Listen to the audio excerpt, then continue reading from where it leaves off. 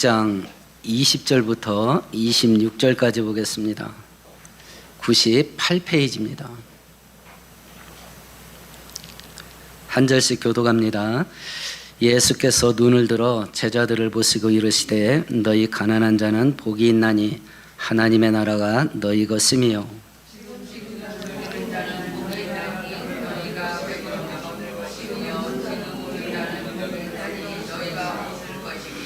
인자로 말미암아 사람들이 너희를 미워하며 멀리하고 욕하고 너희 이름을 악하다 하여 버릴 때에는 너희에게 복이 있도다.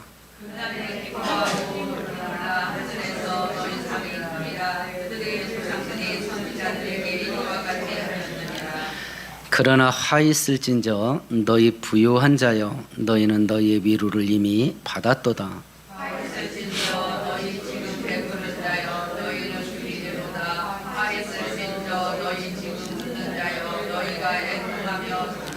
함께합니다. 모든 사람이 너희를 칭찬하며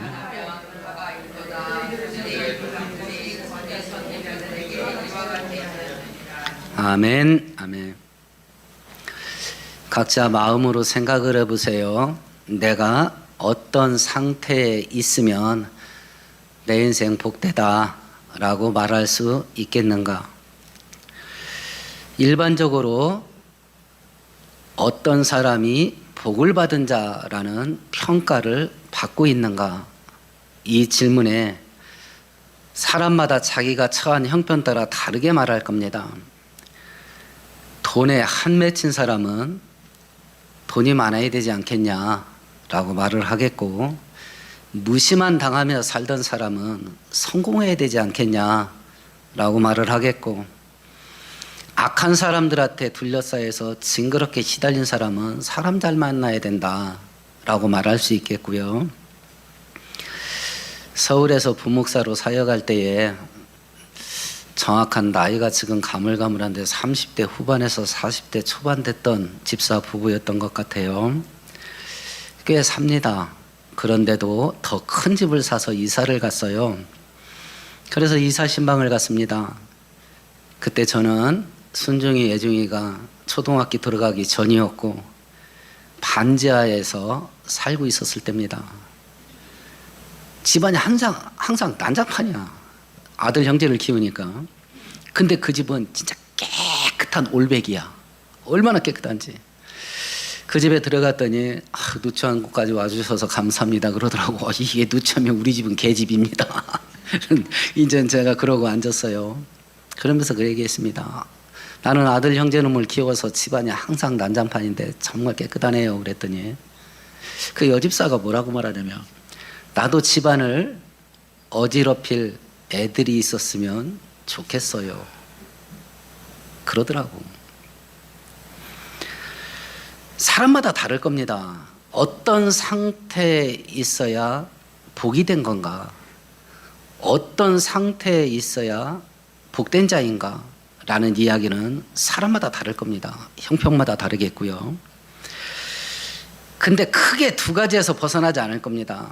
첫 번째는 돈이고 두 번째는 성공입니다. 이 두 가지 중에 한 가지만 손아귀에 쥐고 있으면 웬만한 문제들은 해결하면서 살 수 있습니다. 그래서 이 두 가지, 돈 벌어 부자 되고 사회적으로 성공하고 출세하는 거, 여기에 인생을 갈아 넣는 거예요 사람들이. 그럼 우리가 한 가지 질문을 던져보는 겁니다. 하나님은 뭐라고 말하는가? 성경은 어떤 사람을 복되다고 말하는가? 이 질문에 대답한 것이 오늘 우리가 읽었던 본문이에요. 마태복음 15장과 오늘 본문은 병행구절인데요. 마태복음 15장에 이러이러한 자는 복이 있나니 이러이러하게 될 것이다 라고 말하는 소위 8가지 종류의 복된 사람에 대해서 이야기를 합니다. 우리가 말하는 팔복설교라고 하는 것과 병행구절이에요. 마태복음은 복된 자를 8가지로 표현을 했습니다만 오늘 누가복음은 4가지로 압축을 했습니다. 그리고 하나님 앞에서 저주를 받을 자 4종류를 이야기를 합니다. 그 중에 오늘 우리는 하나님 앞에서 복된 자 2종류의 사람들을 살펴보게 될 거예요. 결론적으로 이야기를 하면 내가 생각하는 복된 것과 세상이 말하는 복된 것과 전혀 맞지 않습니다. 하나님이 이런 인간들이 복된 거요 라고 말하는 것이 내가 생각하는 복된 거하고 맞아떨어지질 않아. 그런 거라면 나 없어도 돼요 라는 말이 절로 나올 정도야. 그런 게 복된 거라면 나 없어도 됩니다. 이런 말이 절로 나올 정도예요. 세상의 관점과는 또 정반대고, 그러면 오늘 성경 말씀은 우리들에게 둘 중에 하나를 선택하게 만들어요. 어떻게 할 거냐? 네가 생각하는 복된 것과 하나님이 말하는 복된 것이 전혀 틀린데 어떻게 할 거냐? 그러면 내 뜻을 꺾고 하나님 말씀대로 따라가겠습니다 라고 하든지, 그런 건 나 없어도 됩니다 하고 내가 생각하는 방식대로 갈 건지, 둘 중에 하나를 결심할 것이고, 우리들은 현장에 약한 사람이니까 설교를 들을 때는 성경대로 가야지 할 겁니다. 근데 문 밖에 나가면 제정신이 확 돌아올 겁니다. 문 밖에 나가면 제정신이 번쩍 들 거야. 성경대로 살면 밥 새끼도 못 먹고 산다, 이 생각이 탁 들어올 겁니다. 끊임없는 양 갈라길에서 우리는 동아줄을 타고 사는 것도 아니야. 신랄 같은, 거미줄 같은, 신랄 같은 그 노선 위에서 줄타기를 하고 사는 거예요. 바라옵고 원하기는 하나님의 은혜가 있어서 재림이 임박한 이 위험한 때에 하나님이 이렇게 사는 게 복되다 하는 길을 덥석 붙잡을 수 있는 저와 여러분 되기를 축원드리겠습니다. 그러면 성경이 말하는 복된 사람은 어떤 사람이냐? 첫 번째가 20절에 있는데요. 같이 읽어보십시다. 예수께서 눈을 들어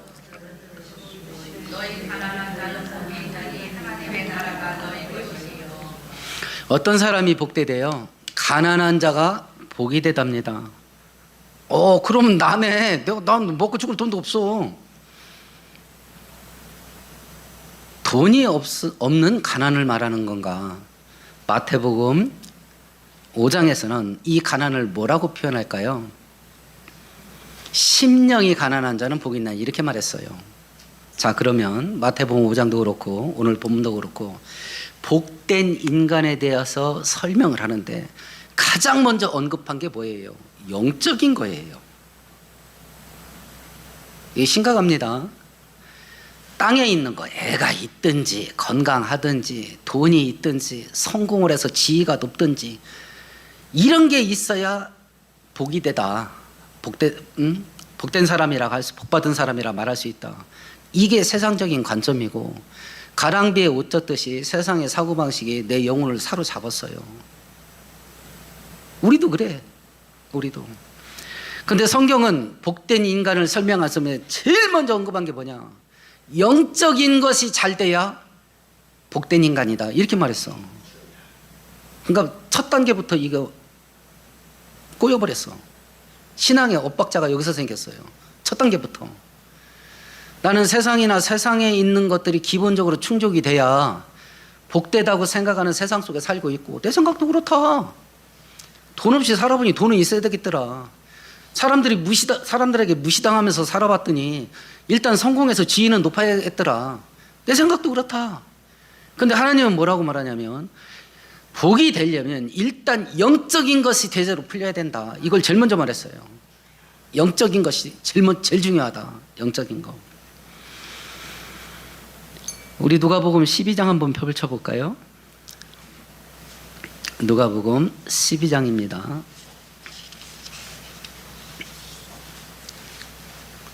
19절 20절 같이 읽어봅니다. 또 내가 내 영혼에게 이르되 영혼아 여러 해 쓸 물건을 많이 쌓아두었으니 평안히 쉬고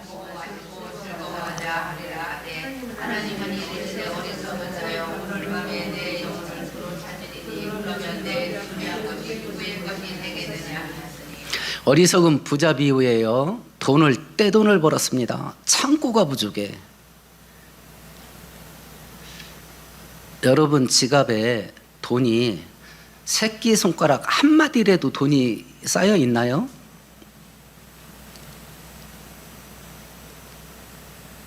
지갑 채울 돈도 없어. 그런데 창고가 부족해. 창고가. 그 창고를 새로 지었어요. 이쪽 벽면에는 골드바 있죠? 금덩어리. 벽면 전체가 금덩어리로 채웠어. 이쪽 선반에는 5만 원짜리 꽉 채웠어. 저쪽은 달러로 꽉 채웠어. 100달러짜리로. 그런 창고를 여러 개 지었어. 그래 놓고 이 부자가 자기한테 뭐라고 말하냐면, 이 정도 쌓아 놓았으니 내 영혼아, 물질을 쌓아놓고 영혼에게 말했어요. 성경 예수께서 비유를 든 걸 잘 분별하셔요. 물질을 산더미처럼 쌓아놓고 자기 영혼에게 말했어요. 네 영혼아, 이제 편하게 살아라. 그랬더니 하나님께서 오늘 밤에 너 죽는다 그랬어요. 살고 죽는 게 물질에 달리는 게 아니라 영적인 것에 달렸다고 성경은 말했어요. 이걸 내가 받아들일 수 있겠나? 난 돈이 좋은데. 이걸 받아들일 수 있겠나? 나도 성공했으면 좋겠는데. 이걸 받아들일 수 있겠나? 나도 세상에서 재미있고 즐기면서 살고 싶은데. 이걸 받아들일 수 있겠나? 이걸. 그러면 여기서 말하는 가난하다라는 말이 돈이 없는 상태는 아닌 것 같아요.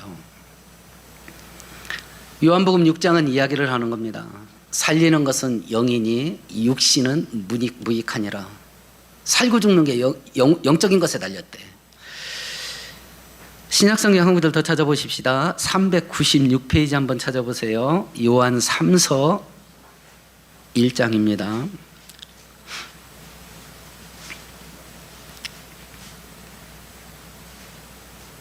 2절 같이 읽습니다. 사랑하는 자여, 네 영혼이 잘됨 같이. 이 구절이요, 1980, 70년대, 80년대, 심지어는 90년대 중반까지요, 거나 30년 동안 한국 교회를 발칵 뒤집어 놨던 성경 구절이에요. 조영기 목사님이 소위 말했던 삼박자 축복이에요. 예수 믿으면 영혼이 잘 되고 범사가 잘 되고 건강히 축복받는다. 이래가지고 하나님의 은혜를 성도들로 하여금 사모하게 만드는 선한 영향도 있었고, 한국 교회를 무당종교, 기복종교로 몰아넣은 주범이 됐어요. 그 문장이 길지 않으니까 우리 한번 살짝 살펴보십시다. 지금 가이오라는 사람에게 사도 요한이 문안하는 내용이에요. 지금 요한 3서 1장 2절 보면 가이오라는 사람에게 잘 되고 있는 게 뭐예요? 영혼이 잘 되고 있대요. 은혜 잘 받고 있습니다. 믿음이 성장했고 성숙했습니다. 신앙이 견고해. 하나님과의 관계가 아주 찰떡 같습니다. 영적인 문제가 잘 되고 있어. 그런데 뒤에 있는 건 지금 잘 되고 있는 거예요. 사도 요한이 기도해주고 있는 거예요. 뒤에 있는 두 개는 기도해주고 있는 거야. 지금 가이오는 영적인 건 잘 되고 있어. 야, 내가 네 믿음에 관한 부분을 보니까 나무랄 데가 없다. 그래서 네가 범사도 영혼이 잘 되는 것처럼 범사도 잘 되기를 내가 기도하고 있고, 네가 건강하기를 내가 기도하고 있다. 이렇게 말했어요. 그러면 지금 범사가 잘 되고 있는 거예요? 꼬이고 있는 거예요? 범사는 지금 꼬이고 있는 거야. 이 한 구절도 해석을 못한 거야. 그러니까 지금 한국 교회는 영적인 게 문제가 아니라 국어 실력이 너무 없어. 문장을 읽고서 해석을 못하는 거야. 이게 길기나 해? 이 짧은 것도 해석을 못했다니까. 영적인 건 잘 되고 있는데 건강은 문제가 있어요, 없어요? 건강에 문제가 있나 봐. 그러니까 사도 요한이 네 건강 놓고 내가 기도하고 있어, 이렇게 말하지. 제일 중요한 건 영적인 문제예요. 영적인 문제가 지금 가이오는 잘 풀리고 있어. 그렇게 믿음이 좋고 날마다 하나님과 동행하며 신앙이 견고해도 만사가 꼬일 수 있어. 병 걸릴 수 있다니까. 이게 예수만 믿으면 영적으로 잘 되고 범사가 형통하고 건강에 축복받는다. 이래가지고 삼박자 축복하면서 뽁짝뽁짝 했다니까. 30년 동안 한국 성도들이 막 여기다 인생 갈았어요. 그러니까 믿음 생활하는데 만사가 형통이 못 돼. 그러면 주눅 들어. 나는 뭐가 잘못됐는 갭이다 이런다니까. 왜 일이 안 풀리냐 이게. 내가 은혜 받는 증거가 뭐냐면 일이 잘 풀리는 걸로 증거를 삼아. 그럼 순교자는? 그럼 북한 성도는? 중국 성도는? 이렇게 만들어 버렸다니까요. 그러니까 그분이 위대한 업적을 만든 반면 한국 교회를 기복 종교로 밀어 넣어버렸어. 한국 교회 통째로. 이 삼박자 축복 받는다고 막 환장을 했다니까. 저 어렸을 때 간증 집회 가면 인간 개같이 살던 사람이요, 내가 하나님 은혜 받고 사람답게 살고 있습니다, 이런 간증이 참 많았어요. 지금 간증은 다 뭐예요? 내가 망했다가 예수 믿고 부자 됐어요. 이게 대부분의 간증이야. 그럼 부자 안 된 사람은 찐따가 된다니까. 나는 뭐냐 이게. 이렇게 돼버려. 이런 사고방식이 한국 교회를 완전히 올감했어. 그리고 나도 그렇게 생각해. 그런데 성경은 복된 자를 설명하자마자 뭐라고 말했냐면, 복된 자는 영적인 것이 제대로 풀려야 돼, 이렇게 말한 거예요. 이런 사고방식 속에 사는 우리들한테. 그러면 심령이 가난하다, 영혼이 가난하다라고 하는 것은 무슨 뜻이냐. 가난하다라는 단어를 생각해 보세요. 어떤 이미지가 떠오르는가요? 뭔가 부족해. 있어야 될 게 없어. 이게 가난한 거예요. 내 영혼을 창고라고 생각해 보셔요. 영혼이 가난하다. 뭔가가 없는 거야. 비어 있는 거야. 영혼 속에 뭔가가 없어. 뭔가가 비어 있어. 비어 있으면 비어일수록 복돼. 없으면 없을수록 복이 돼. 그러면 영혼의 창고 속에 들어오면 안 되는 게 뭐야? 물질적인 것이, 육신적인 것이고 세상적인 거야. 탐욕과 정욕에 관련된 것이고 불법과 불순종에 관련된 거야. 우리의 영혼 속에 이런 건 없으면 없을수록 좋다. 그 영혼 속에 이런 것이 하나도 없어서 영혼이 가난한 자, 복이 있다, 이렇게 말한 거예요. 그러면 반대로 심령이 가난해지려면 어떻게 해야 되겠는가? 이 컵에 흙탕물이 잔뜩 들어있어요. 물 올리시는 분이, 서목사 네 엿 먹어봐라 하고 여기다가 막 흙탕물 탔어. 그럼 이 컵이 복된 컵이에요, 복되지 못한 컵이에요? 복되지 못해. 흙탕물로 가득해. 그럼 이걸 가난하게 만들려면 어떻게 해야 돼요? 생수를 들이부어야 돼. 그래서 흙탕물이 계속 빠져나가게 해서 흙탕물은 하나도 없어야 이 컵이 복된 컵이에요. 그러면 내 영혼의 창고 속에 하나님 앞에서 하나님 보기에 복되다고 하지 못할 것들로 채워 있다면 내 영혼은 지금 부자야. 내 영혼이 부유하다니까. 몇 터질라고 그래, 복되지 못한 걸로. 이걸 그러면 없애서 내 심령을 가난하게 만드는 방법이 뭐냐? 성경 한 구절 찾아볼까요? 구약성경 846페이지 한번 찾아보십시다. 구약성경 846페이지예요. 시편 63편입니다. 1절 같이 읽습니다. 하나님이여 주는 나의 하나님이시라.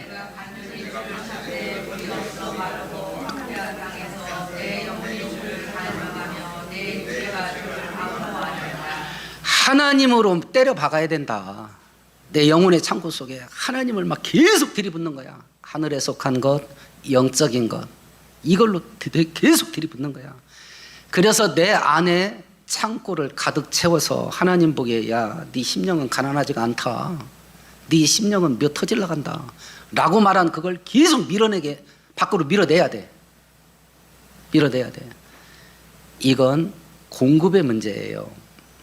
내 영혼의 창고 속에 내가 지금 뭐 자꾸 집어넣냐, 이걸 본인이 점검하셔.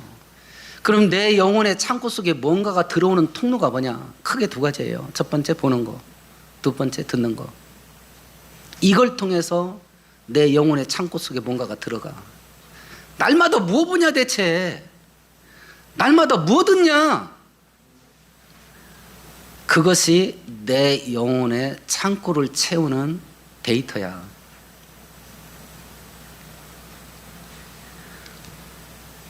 에베소서 5장에서 이야기합니다. 술 취하지 말라 이는 방탕한 것이니 오직 성령의 충만함을 받아라. 세상적이고 물질적인 것에 가난해야 됩니다. 그러나 성령에는 충만해야 됩니다. 세상적이고 물질적인 것, 육신적인 것에서는 가난해야 됩니다. 그러나 하늘에 속한 것으로는 차고 넘쳐야 됩니다. 이 이야기를 신앙생활 제대로 하려면 그러면 돈 벌지 말고 성공하지도 말고 세상에서 재미있고 즐기고 스포츠, 취미생활 이런 것도 하지 말고 살아야 된다. 지금 그 얘기가 아니에요. 성경을 읽어보세요. 하나님께서 사랑하는 자들에게 물질적으로 얼마나 주는지. 하나님을 사랑하는 자들에게 하나님께서 다니엘과 요셉 같은 경우는 전쟁포로 노예로 끌려가서 하루아침에 국무총리 됐어요. 돈 없이 살지 말라는 이야기가 돈 없이 살라는 말이 아니라 돈을 사랑하지 않는 거예요. 돈을 내 영혼 속에 집어넣는 게 아니라 바깥에 창고에 넣고 써라. 세상에서 스포츠, 취미생활 이런 걸로 즐거움과 재미를 누리는 거 하지 마라. 이 뜻이 아니라 그걸 내 영혼 속에 집어넣지 마라. 그건 바깥에 창고에다 넣어놓고 써라. 지금 그 얘기입니다. 그런 자가 복되다라고 말씀하셔요. 아마 끊임없는 영적 전쟁을 해야 되겠고 지금까지 살아온 과거에 비춰보면 이 전쟁을 하지도 못할 겁니다. 마귀와 세상이 놔두지를 않아요. 놔두지를 않아요. 그러면 이렇게 심령이 가난한 자들에게 하나님이 주시는 축복은 뭐냐? 20절 오늘 본문 20절 다시 한번 읽어보십시다. 예수께서 눈을 들어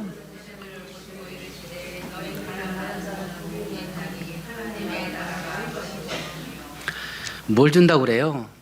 하나님 나라를 준대. 하나님 나라가 뭐예요? 천국을 상속받는답니다. 이거 지금 필요해? 여러분 지금 이거 필요하셔? 천국이 지금 필요하냐고. 지금은 돈이 필요한데. 지금은 재밌는 게 좋잖아요. 진짜 어떻게 해야 되냐? 어떻게 해야 되냐? 우리가 앞에서 누가복음 초반부에 예수님 이 땅에 사람으로 오시는 내용들을 살펴보면서 하나님 되신 예수께서 피조물 죄인의 형상을 사람의 모습을 가지고 이 땅에 오신 이유가 뭐냐? 우리를 죄에서 용서함 받고 하나님 자녀 삼아서 천국을 유산으로 상속받게 하려고 구원의 은혜를 주시려고 이 땅에 오셨다. 하나님이 우리를 위해서 주시는 최고의 축복은 구원의 은혜다라고 말을 했습니다. 그러면 하나님의 은혜 축복의 본질은 뭐냐? 물질적이고 육신적인 것이 아니라 영적인 거예요. 두 번째, 세상에 속한 것이 아니라 하늘에 속한 것이고, 세 번째, 이 땅에서 완성되는 게 아니라 천국에서 완성돼요. 그러니까 저도 목사이지만 이 설교 준비하면서 저도 답답해. 나도 돈 있었으면 좋겠는데, 야야 내 뜻은 그게 아니여. 나는 네가 천국에 왔으면 좋겠다. 이거 어떡하라고 나보고. 나도 돈이 좋은데 내가 너한테 줄 진짜 축복은 천국이라 하니 나보고 어떡하라고. 어떻게 해야 돼? 나도 성공했으면 좋겠는데 야야 내가 너한테 줄 건 생명의 면류관이요. 그럼 나보고 어떡하라고. 나도 성공했으면 좋겠는데.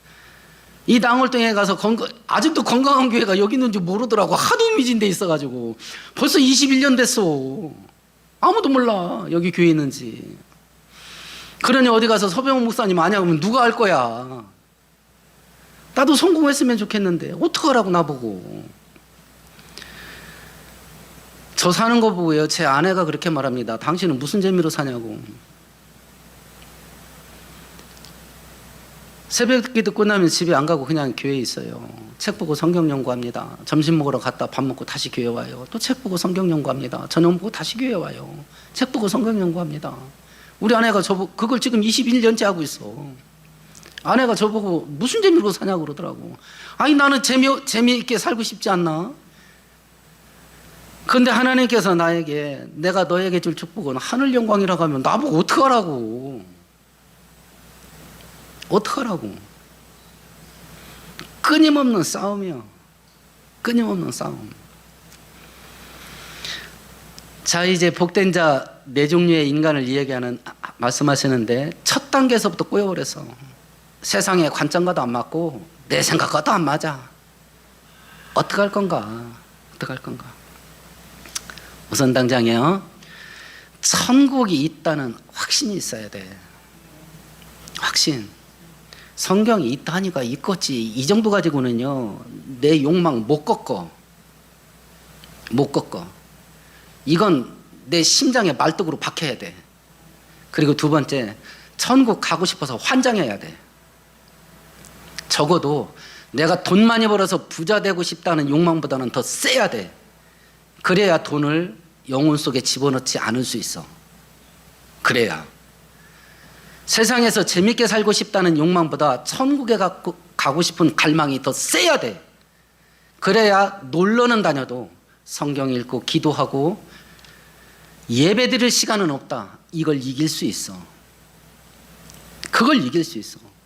이 욕망의 문제예요. 욕망의 문제. 천국 가고자 하는 욕망이 없어. 천국 가고 싶은 갈망이 없어. 천국 가고 싶어 환장해야 돼. 그래야 내 영혼이 가난해질 수 있어요.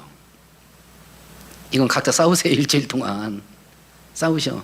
마귀는 문 밖에 나가면 이거 싹 지워진다. 설교 듣는 거 다 잊어버려.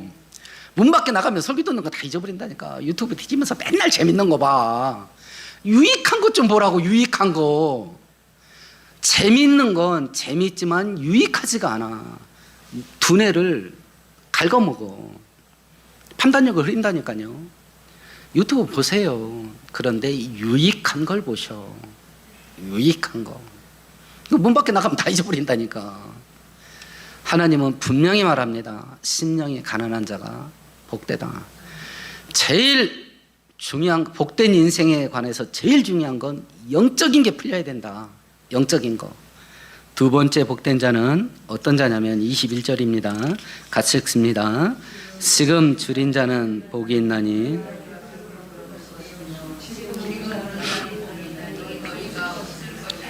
지금 굶주린 자가 복이 있답니다.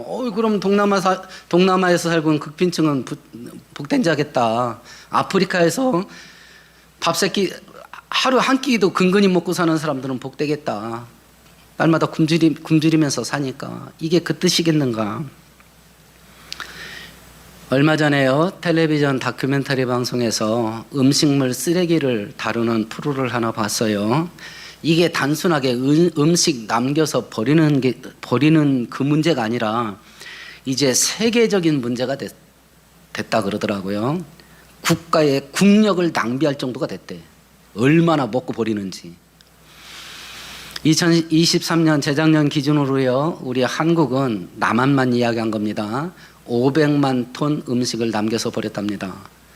이 식량이면 북한 주민들 1년 내내 먹여 살리고도 남아. 그걸 버려. 남한에서. 중국이 세계 1위입니다. 음식 쓰레기 버리는 세계 1위가 중국이에요. 중국은 6천만 톤 버린답니다. 1년에. 근데 그 양식이면 남한 5천만 명 배불리 먹고도 남아. 그걸 버려 계속. 그럼 음식 남겨서 버린 사람은 저주받는 거요? 이게 뭐냐 이게. 굶주림에 대해서 얘기를 했어. 그럼 이게 음식에 관련된 거냐? 대체 뭐냐 이게. 뭐에 굶주린 것처럼 처신하라 소리냐. 마태복음에서는 뭐라고 말했을 것 같아요?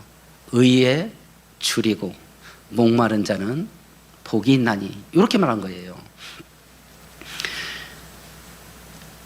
금식기도 해보신 분은 알 겁니다. 하루는 어쩌고 저쩌고 지나갑니다. 이틀 되면 그다음부터 눈깔이 돌아갑니다.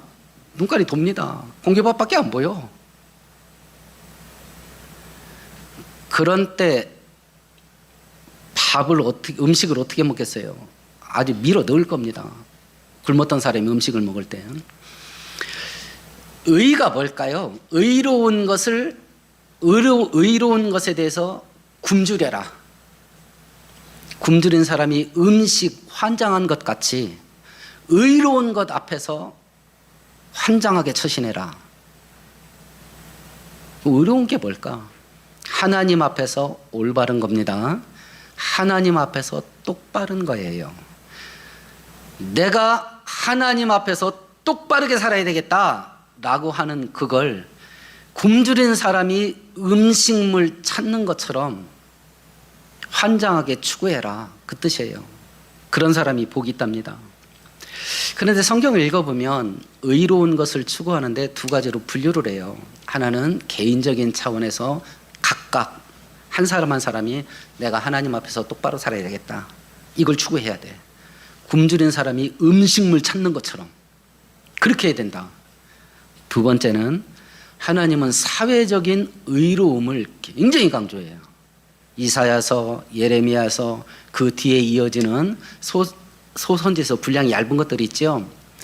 그 선지서들에 읽어보면 하나님께서 택한 이스라엘 백성들을 심판하기 위해서 이방인들을 강하게 해가지고 전쟁을 일으켜서 그들을 막 완전히 박살을 내는 이유가 뭐냐?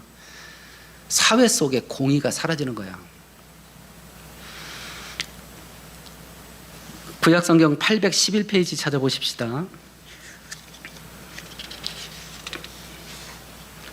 시편 14편입니다. 2절 3절 같이 읽습니다. 여호와께서 하늘에서 인생을 구비해 살피사 지각이 있어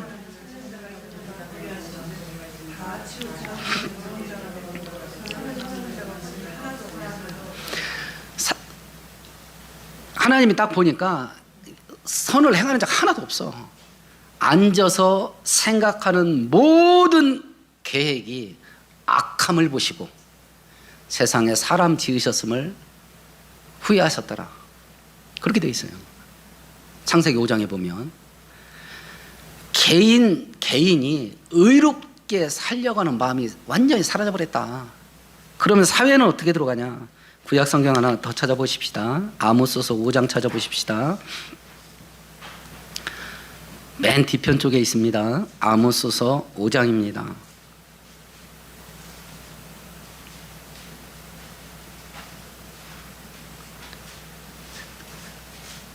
10절에서 12절까지 천천히 같이 읽습니다. 무리가 성문에서 책망하는 자를 미워하며 너희가 힘없는 자를 밟고 그에게서 부당한 세를 거두었은즉 너희가 비록 다듬은 돌로 집을 건축하였으나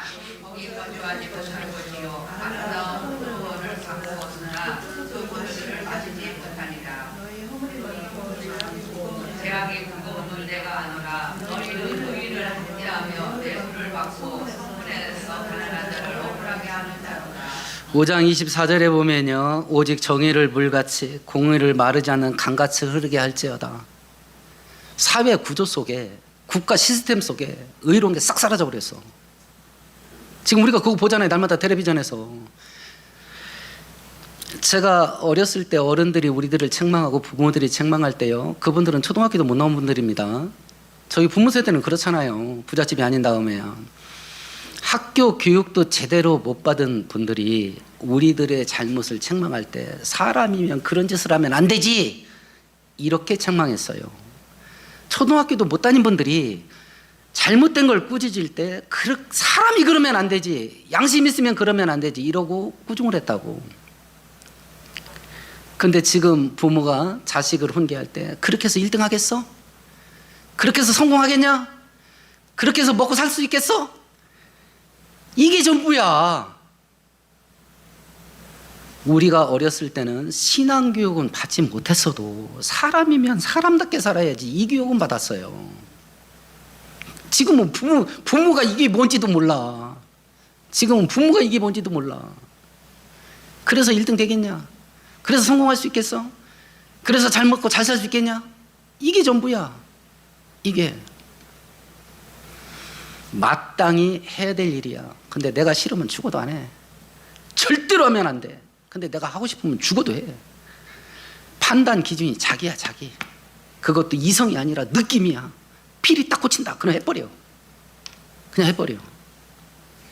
근데 이런 세대 속에서 성경이 우리들에게 뭐라고 말하냐면, 너희들은 굶주린 자가 음식 찾아서 헤매고 돌아다니는 것 같이 하나님 앞에서 똑바른 걸 개걸스럽게 탐구해라. 그걸 추구해라. 하나님 앞에서 똑바로 살려고 몸부림을 쳐라. 이렇게 살아서 밥 세 끼 먹겠어요? 이렇게 하나님 앞에 똑바른 것이 완전히 개인 차원에서 사회와 국가적인 시스템 속에서 사라져버렸는데, 하나님 앞에서 올바르게 살려고 몸부림을 쳐라. 그런 자가 복되다. 이 길을 걸어가서 밥 세 끼나 먹고 살겠냐고. 이렇게 살아서. 로마서 1장에서는요, 인간이 얼마나 죄악으로 막 푹신 썩었는지를, 죄의 목록을 쭉 설명을 해요. 그리고 나서 이렇게 이야기를 합니다. 그들이 이 같은 일을 행하는 자는 사형에 해당된다고 하나님께서 정하심을 알고도 자기들만 행할 뿐 아니라 또한 그런 일을 행하는 자들을 옳다느니라. 하나님은 사형한 죄를 지도해. 아무렇지도 않게 해. 근데 그 짓을 하는 그 사람한테 이게 뭐가 잘못됐다고? 잘하고 있어, 잘하고 있어. 이러고 있대. 이러고 있대. 그 시대 속에 지금 우리가 사는 거예요. 그리고 점점 죄악은 폭발하게 될 터인데, 그 세상 속에 우리 아이들을 아무런 방비 없이 그냥 나가서 성공하라고 들이미는 거야. 들이미는 거야. 우리가 진짜 믿음이 있고 신앙이 있으면 자식들한테 살 길은 얘기해 줘야지. 살 길은 얘기해 줘야지. 자식들한테. 우리가 살고 있는 이 시대는요, 의로운 게 완전히 사라졌어요. 전부 불법 탈법으로 자기가 원하는 목표를 달성하려고 하는 이를 뿌득뿌득 갈면서 그렇게 사는 시대 속에 우리가 살고 있어요. 그런데 이런 와중 속에 이렇게 국가가 집단적으로 불의에 빠져들어갈 때 이걸 바라본 선지자가 있었어요. 구약성경 한 구절 찾아보십시다. 1065페이지입니다.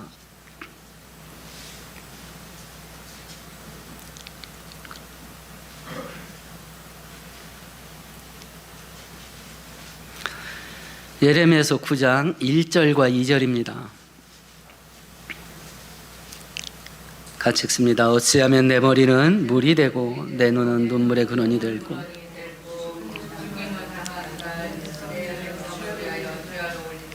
내가 광야에서 나그네가 머무를 곳을 얻는다면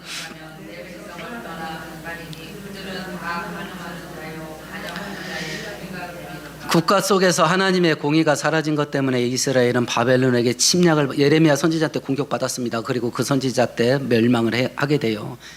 그걸 날마다 봐. 그러니까 예레미야 선지자가 뭐라면, 내 머릿속이 물로 꽉 차 있으면 좋겠다. 그래서 내가 내 나라 내 백성들을 위해서 원 없이 울었으면 좋겠다. 아마 눈물도 말랐나 봐. 그러니까 예레미야 선지자가 뭐라고 말하냐면, 내 머릿속이 저수지였으면 좋겠다. 내 백성들을 위해서 마음껏 울어줄 수 있게. 내 눈이 수도꼭지였으면 좋겠다. 내 나라를 위해서 마음껏 울어줄 수 있게. 이게 선지자의 마음이에요. 그러면 내가 민주당을 지원하든지 국민의힘을 지원하든지 이 나라 정치인들이 이 나라를 어디로 끌고 가고 있는지 지금 볼 거 아니야, 각자. 그러면 최소한 울며 기도라도 해야 될 거 아니냐. 우리가 성도라면. 그 정치인들이 이 나라 백성들을 죄악의 폭발 속으로 밀어넣고 있으면 내가 좋아하는 정치인들이라도 울며 기도라도 해야 될 거 아니냐. 미국이 동성 결혼을 몇 년 전에 합법화시켰어요. 그때 미국 주민 75%가 그 법안을 반대를 했습니다. 근데 대법원 판사 몇 명이서 기어이 그걸 통과시켰다니까. 그러니까 지금 합법이 되니까 미국 사람들의 생각이 바뀌었어. 하면 돼요, 안 돼요, 그거? 하면 되는 걸로 바뀌었다니까. 왜냐면 합법이니까. 우리나라 동성애 합법 안 하고 우리나라 국민들이 반대할 것 같아요? 찬성할 것 같아요? 우리나라 국민 거의 80%가 반대하고 있어요. 근데 소수의 국회의원들이 죽으라고 그거 합법화 시키려고 하잖아. 아니 뭐 왜 수징계 있어? 왜 그래? 응? 아모스서에서 말한 것처럼 국가 시스템 속에 공법을 강물같이 흘러가게 하려면 법을 만드는 국회, 그리고 법을 심판하는 사법부, 법을 집행하는 경찰과 검찰, 이 기관들이 하나님 앞에 똑바로 돼야 된다. 근데 전부 악한 것을 합법화시키고 불법을 의로운 걸로 바꾸는 작업들 하는데 혈안이 돼 있다. 그러면 하나님께서 오늘날 우리 성도들한테 너 하나님 앞에 똑바로 살아 라고 말씀하셨지만 네가 살고 있는 이 세상 속에 하나님의 공의가 강물처럼 흐르게 해라 라고 말씀하셨으면 최소한 울기라도 해야지. 본인이 공부하는 게 머리가, 우리는 아니고 우리 자녀들이요, 우리 자녀들 딱 보니까 이놈은 공부 머리가 있어. 그러면 서울대 법대 보내세요. 기도하고 네가 이 세계 속에 들어가서 하나님이 기뻐하는 법을 만드는 일에 네 인생을 좀 갈아 넣어라. 응? 거기 들어가서 판검사 돼야 성공하고 잘 먹고 잘 살 수 있다, 이런 것 좀 그만하고, 이런 것 좀 그만하고. 하나님이 이 땅 가운데 공의가 강물처럼 흐르기를 원하는데 국회의원들이 썩어 빠졌잖냐. 그러니까 네가 서울대 법대 가서 판사 검사 생활 경력 쌓고 국회에 들어가라. 그리고 하나님이 기뻐하는 법을 좀 만들어라. 우리가 자식들을 이렇게 가르쳐야 되지 않겠는가. 돈을 벌어도 그 돈 벌어다 어디다 쓸래. 하나님 공의를 세우는 사회단체에 지원해라. 일국에서는 하나님 법을 무너뜨리는 운동을 하는 사회단체가 있어요. 한쪽에서는 그 사람들이 신앙인이 아닌데 하나님이 기뻐하는 법을 만드는 운동을 하는 사람들이 있어. 거기다가 지원을 해라. 후원을 하고. 오늘 우리는 두 종류의 사람들, 복된 사람들을 하나님께서 말씀하시는 것을 들었어요. 내 생각과도 다르고 세상 흐름과도 달라요.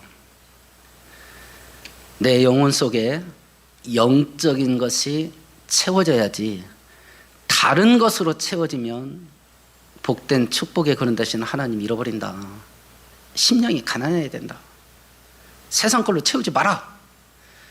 두 번째는 하나님 앞에서 똑바로 사는 것을 굶주린 자가 음식물 찾아 돌아다니듯이 그렇게 몸부림치면서 갈구해라. 이렇게 말씀하셔요. 이렇게 살았을 때 어떤 결과가 맺어지게 될 거냐? 그건 계산하지 마세요. 계산하면 답이 뚝 떨어집니다. 밥 세 끼나 먹고 살겠어? 이것밖에 답이 나올 게 없어. 계산을 하면. 그렇게 살아서 어떤 결과가 나올지 그건 하나님께 맡기는 겁니다. 누군가는 순교하겠고, 누군가는 감옥에 갈 수도 있겠고, 누군가는 전세에서 다 뺏길 수도 있어. 그러나 누군가는 우리는 자유국가에 사니 하나님이 약속하신 하늘에 신령한 것과 땅에 기름진 것으로 내가 너에게 쏟아 부어주마. 그 축복을 체험하고 경험할 수도 있고, 결과는 하나님께 맡겨버리는 거예요. 그리고 나는 하나님이 하라는 그 길을 가는 겁니다. 오늘 말씀 생각하시면서 우리 함께 동성으로 기도하십시다.